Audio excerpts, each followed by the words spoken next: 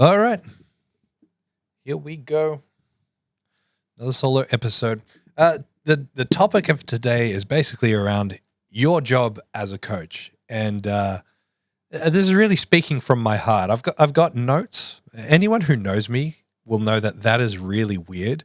So if you've ever done any of my courses or seen any of my courses on the ZeroW website, there's a free powerlifting coaching course. If any of you have done that or done the coach development course or seen me present or whatever, I've done a bunch of free webinars over the years. Even if you listen to these podcasts, everything in general that I do is off the top of my head, is not premeditated, is not pre-planned. But I recently listened to a podcast talking about the importance of preparation. It was a Hormozy podcast, and those of you who know me know I love Hormozy. So I've started making notes when I do these podcasts, and it's just kind of weird for me and weird for anyone who knows me and is around me. Anyway, I've written notes. I don't know how much I'll use them because this is something I think about quite a lot and never really articulate. And to be honest, that was the whole point of even starting these solo podcasts, is to, I guess, document a little bit more into my insight and the progress of Zero and the past of Zero, the future of Zero, all of that sort of stuff. And I kind of forget that sometimes and don't speak enough from me, despite people wanting to hear from me, which I still find extremely weird, by the way. But thank you. I love you all. And I was thinking about this even more over at the Arnold. So I've just come back from the Arnold yesterday, or from Ohio yesterday. I had Lilley Riley and Theo Maddox over there. Lilley squatted 290. She went for 300 and missed it, but backstory there, she was very, very, very unwell. She was so sick. So the fact that she even still showed up and performed as great as she did is amazing and a testament to who she is, both as a person and as a lifter. Theo went over there and he pulled 470 and then went for 502 and missed out on it. And even that, so he pulled 470. He's pulled 477 before. But same thing, if you don't know you don't know the experience that Theo's had for the last year. He's been public about the fact that he's struggled with some mental health stuff, but he's been going through it. He's had a rough year and he hasn't really trained. So the fact that he can still show up and do something that incredible is also a testament to him and his mindset and ability. And he's just a great guy. Anyway,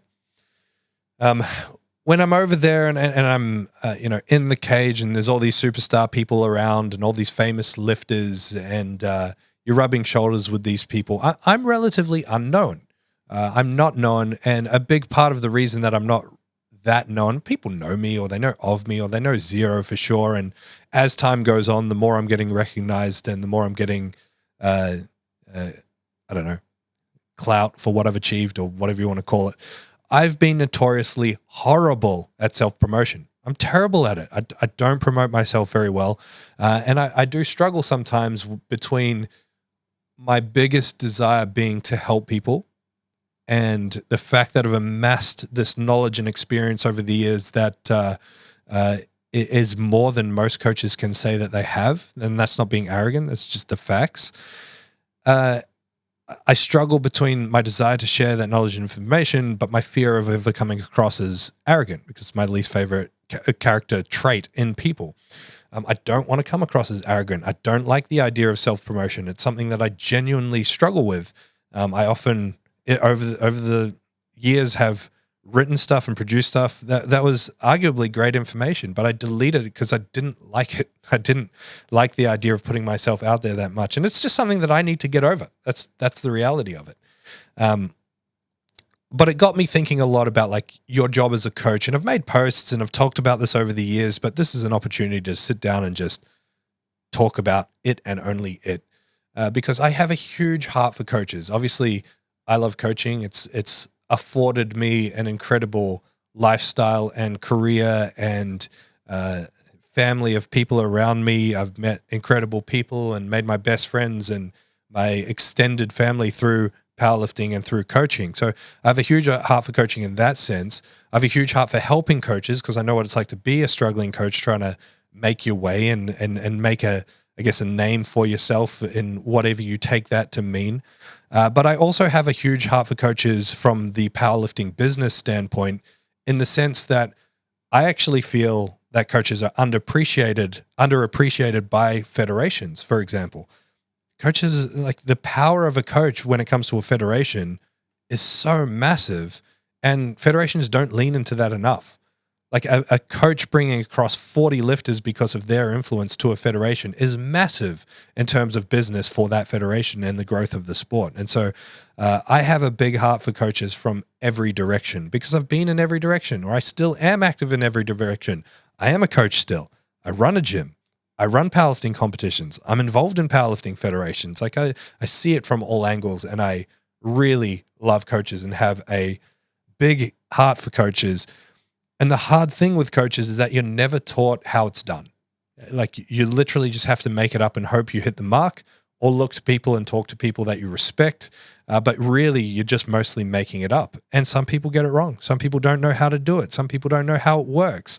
And so I'm hoping to, in sharing my thoughts, shed some light. And even if you're not a coach, I think this is helpful to hear because it helps you understand your role, because coaches can't exist without lifters, and lifters benefit from having coaches. So hearing this is valuable, whether you're a lifter or a coach.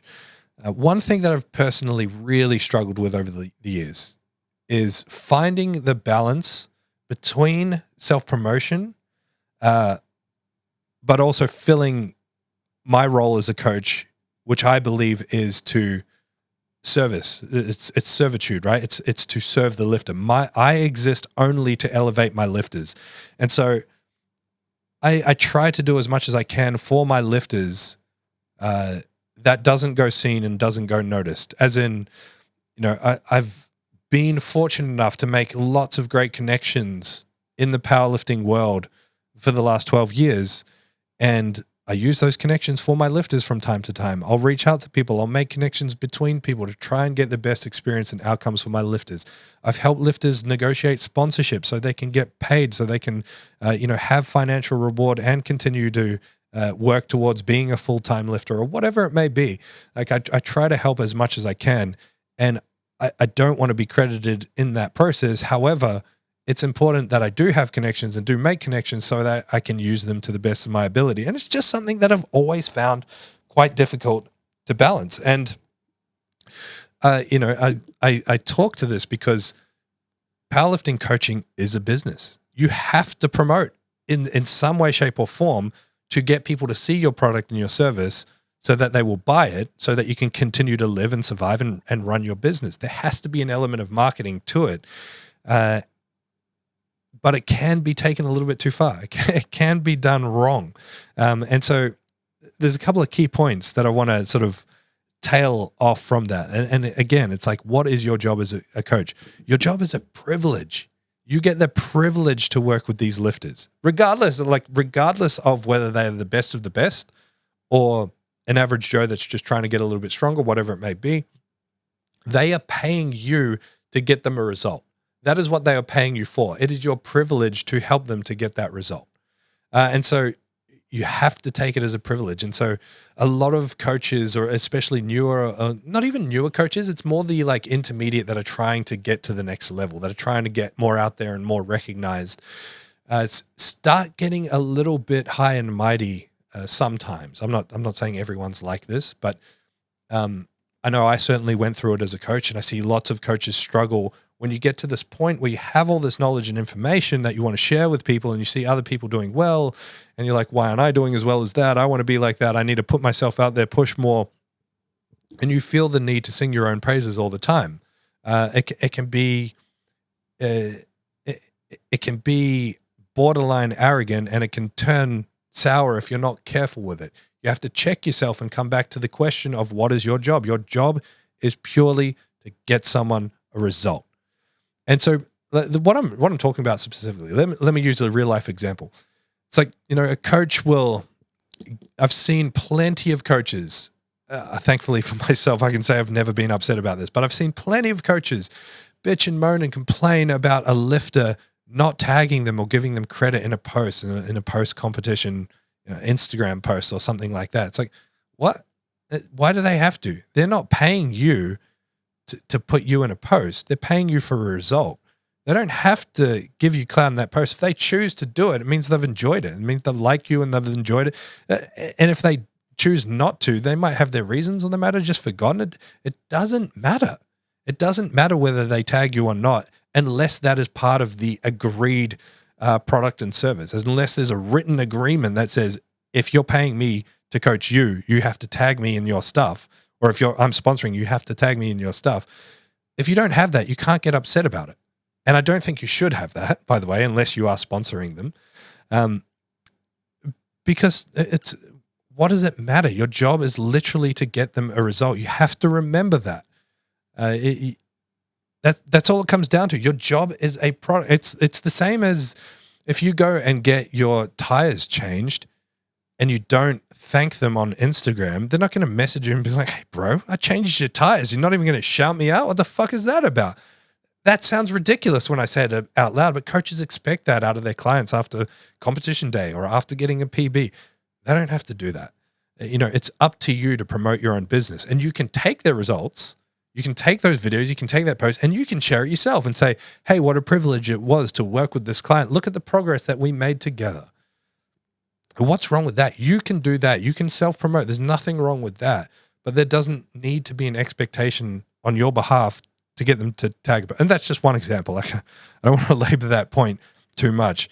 What I really want to come back to is go through my Instagram. If you bored and lonely one night, scroll back. There's a picture of me behind a guy. His name's Rido. There's like a puff of chalk. It's a cool photo. And it's just about like your job as a coach is to stand behind the lifter. Like they get the result. They go on the platform. They get the cheering. They get the praise. They get the handshakes and the fist bumps in the back room. That belongs to them because they did the work. You wrote some numbers on a piece of paper. You told them to twist their quads away while they're doing a squat. You told them to brace while they're doing a deadlift. You did some coaching for sure. That is their result. They thank you for getting that result. Yeah. Well, maybe they don't. Their thanks is in the form of payment. They've paid for the result. You should be stoked that it worked out and that you can continue to move forward. But they have no obligation to throw all that clout your way. And as a coach, and I'm saying this because as a coach, sometimes it's like, fuck, I'd love a pat on the back. Like, I get that. You go and your lifters do amazing things and you're like, hey guys, I helped. But at the end of the day, remember, it's not about you. It's about them. And them doing well consistently over time will work for you.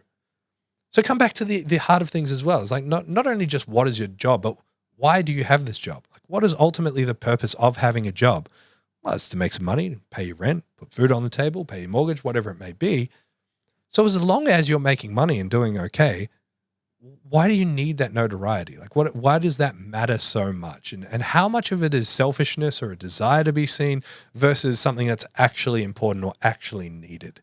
And again, I say all this out loud because these are over the last 13 years of coaching, these thoughts that have gone through my head and things that I struggle with when it comes to how hard should I self-promote and put myself out there versus how much do I let my lifters do the talking? And you should let your lifters do the talking for the most part. I'm getting more and more known because my lifters are doing the talking, but that's always been the case. Like my success as a coach has been because of my lifters. Because my lifters are the advertising for my product, my service. That's always been there. It's just sometimes you want to yell to the world, like, this is what I've done. This is what I've achieved. This is what I've done with my lifters. And it's okay to do that. You just need to be careful about how you do it. Anyway, I feel like I'm spinning my wheels with this. You should be talking about your lifters' results, and you should be putting it in as if they did the work and they got the results. You helped them achieve that result. Like, that is marketing 101 when it comes to coaching. Your product is results. And this is why I encourage every single coach that I ever mentor that comes through my coach development system, go to your lifters competitions any opportunity that you can. Whether or not you charge them for it, that's up to you. I'm not a believer in charging for competitions. I don't think we should be doing that because to me, it's the most important day as a coach. The lifter does well at a competition. That's the best advertising that you have. It's also great for the rapport and trust building between you and client and coach, and seeing a long-term relationship flourish out of that. You have to invest into the future, not just the present. However, sometimes there's financial constraints and you guys might want to work out something to make sure that's even possible in the first place. Anyway, that's a moral conversation for you to to think about yourself. But your lifters' results are everything. And so I strongly encourage all coaches to be present at their competition. So for context, right, again, I've been doing this for like 13 years. I was one of the first online coaches in Australia in that space, the online space for powerlifting coaches, for powerlifting coaching. So I got a bit of a head start with that. And I made it very early on a priority, even when I didn't have the money to do it, to fly to every lifters comps. And I went from, starting off with a couple of online clients to, at my peak, having over 200 online clients to myself. I achieved that by being at every single competition that I could be at. And as I went to more and more competitions, I got more and more clients. I would go to a competition and have like a team of 20, 30 people. People would see that and be like, I want to be part of that. They're all doing great. There's this one guy attached to it, this one brand attached to it. I want to be involved and I want to be a part of that. So think of paying to go to competitions, flights, accommodation, car hire, food, whatever. That's an investment into the future. That's a direct investment into your growth and success as an online powerlifting coach, assuming you're doing this stuff online, and as a powerlifting coach in general. Think of it in the same way as if you're a PT in a commercial gym, your best advertising is to be in the commercial gym, coaching clients, walking around, putting weights away, talking to people, giving out advice. That's your best advertisement. Same thing with powerlifting competitions. Show up to competitions. If someone wants their knees wrapped, do it. If someone wants a handout, do it. If someone wants some advice on the day, give it to them. Do it with tact. Don't be like, you coach to that. Fuck that. Be like, hey, I don't want to step on any toes. Here's what I would say. If your coach says do this, I would listen to your coach because that's what you're paying them for. Anyway. Well, the next point I've already kind of touched on, which is, again, if the client is paying you money, they don't owe you anything. They don't have to tag you in anything. They don't have to share your stuff. Like you can't get upset at your clients if they're not doing what you wish they were doing, if it's not part of the written agreement or the paid agreement. They're paying for a result. Your job is to get them that result. There are several clients that I've had over the year that have explicitly asked me to do the opposite, or that have reached out and said, look, I want coaching from you, but I want to kind of keep it quiet. I'm like, yeah, I'm all for that.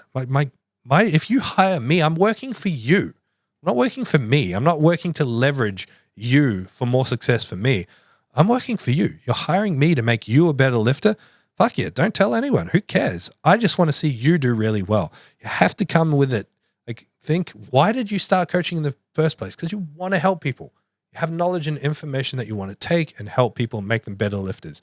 That should never change.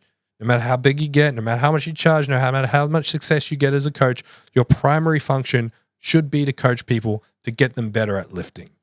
That's the mindset that I come out with to this day, and it served me very well as a coach, and I strongly encourage you to keep that mindset. I only had a couple more points written down, and I think this is a good place to finish on anyway. I see a lot of I try to pay attention when I can. I try and keep my finger on the pulse. I really exist in a very small bubble. I don't know too much about what's happening in the powerlifting world, but I try and, again, keep my finger on the pulse. And one thing I see intermediate coaches doing that are looking to elevate themselves. And when I say elevate themselves, I mean they're trying to find their feet in the world. And I guess like they've got some skill, they're growing, they want to be seen.